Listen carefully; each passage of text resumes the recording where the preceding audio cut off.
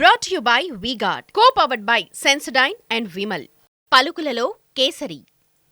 Associate sponsor UltraTech cement. Polavaram ప్రాజెక్టును అంతర్జాతీయ నిపుణుల బృందం పరిశీలిస్తోంది. అమెరికా, కెనడా నుంచి వచ్చిన 4 నిపుణులు డయాఫ్రమ్ వాల్, 2 కాఫర్ డ్యాంలు, గైడ్ బండ్, ప్రాజెక్ట్ డిజైన్ల నుంచి ప్రస్తుత స్థితి వరకు సమగ్ర అధ్యయనం చేయనున్నారు.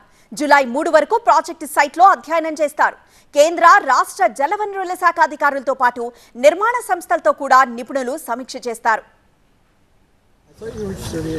No, it isn't. Okay.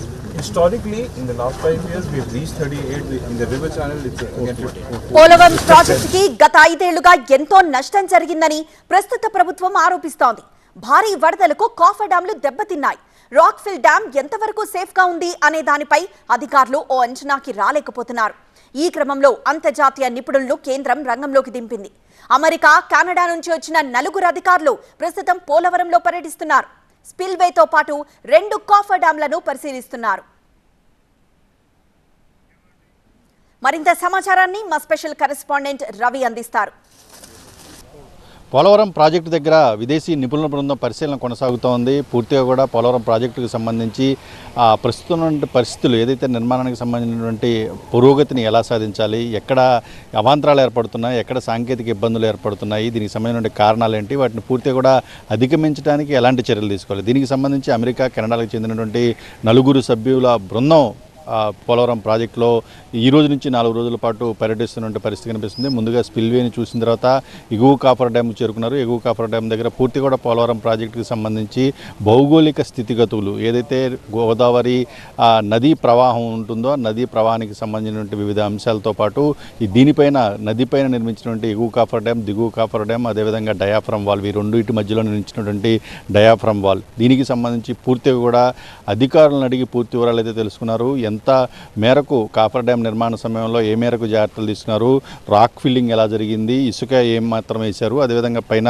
దీనికి సంబంధించి ప్రతి అంశాన్ని కూడా వీరు విదేశీ నిపుణులందరూ కూడా చాలా అంటే సుదీర్ఘంగా కూడా ప్రతి అంశాన్ని సునిశ్చితంగా కూడా స్థానికంగా ఉన్నటువంటి అధికారుల నుంచి అడిగి తెలుసుకునే పరిస్థితి కనిపించింది. అదేవిధంగా ఈ ఎగువ కాఫర్ డ్యామ్ దగ్గర నుంచి నీళ్లు దిగువకు లీక్ అవుతున్న నేపథ్యంలో ఎందుకు ఇలా లీక్ అవుతున్నాయి, ఇది ఎంతకాలం దీని మనుగడ ఉంటుంది, దీన్ని మళ్ళీ ప్రస్తుతం మళ్ళీ అంటే డయాఫ్రమ్ వాల్కి దెబ్బతిన్న నేపథ్యంలో డయాఫ్రమ్ వాల్ని మళ్ళీ పూర్తిగా నిర్మించాల్సినటువంటి పరిస్థితి ఉంది అనేటువంటి వాదన జరుగుతున్న నేపథ్యంలో ఈ కాఫర్ డ్యామ్లకు సంబంధించి ఇప్పుడు మనం ఇంకా వినియోగించుకోవడానికి ఎలాంటి అవకాశాలు ఉన్నాయి, ఈ అంశాలన్నిపైన తెలుసుకునేందుకు కూడా ఈ కాఫర్ డ్యామ్ పైన వాటర్ లెవెల్స్ను కూడా అధికారులు అంటే బోర్వెల్ లాగా లోపలికి పైపులను పంపించి వాటిని కూడా వేసినటువంటి పరిస్థితి కనిపిస్తుంది. ఇలాగా ప్రతి అంశాన్ని కూడా కాఫర్ డ్యాము, ఎగువ కాఫర్ డ్యాము, దిగువ కాఫర్ డ్యామ్తో పాటు డయాఫ్రమ్ వాల్ని కూడా పరిశీలించిన తర్వాత అధికారులతో కూడా పూర్తిగా కూడా ప్రతి అంశం పైన కూడా నివేదికలు తీసుకుంటారు, వారి అభిప్రాయం తీసుకుంటారు. అదేవిధంగా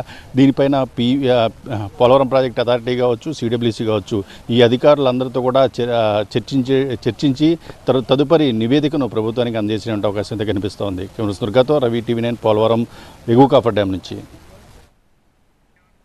జూలై 3 వరకు ఈ కమిటీ పోలవరంలో అధ్యయనం చేయనుంది. ప్రాజెక్టుని పూర్తిగా అధ్యయనం చేసిన తర్వాత కాంట్రాక్ట్ సంస్థలతో పాటు అధికారులతో రివ్యూ నిర్వహించి డీటెయిల్డ్ రిపోర్ట్ ఇవ్వనుంది అంతర్జాతీయ జలవనరుల నిపుణుల బృందం. ఆ నివేదిక వచ్చాకే ప్రాజెక్టు విషయంలో ఎలా ముందుకు వెళ్లాలనే దానిపై ప్రభుత్వం ఓ స్పష్టతకు వచ్చే అవకాశం ఉంది. Brought to you by V-Guard, co-powered by Sensodyne and Vimal. పలుకులలో కేసరి. Associate sponsor UltraTech cement.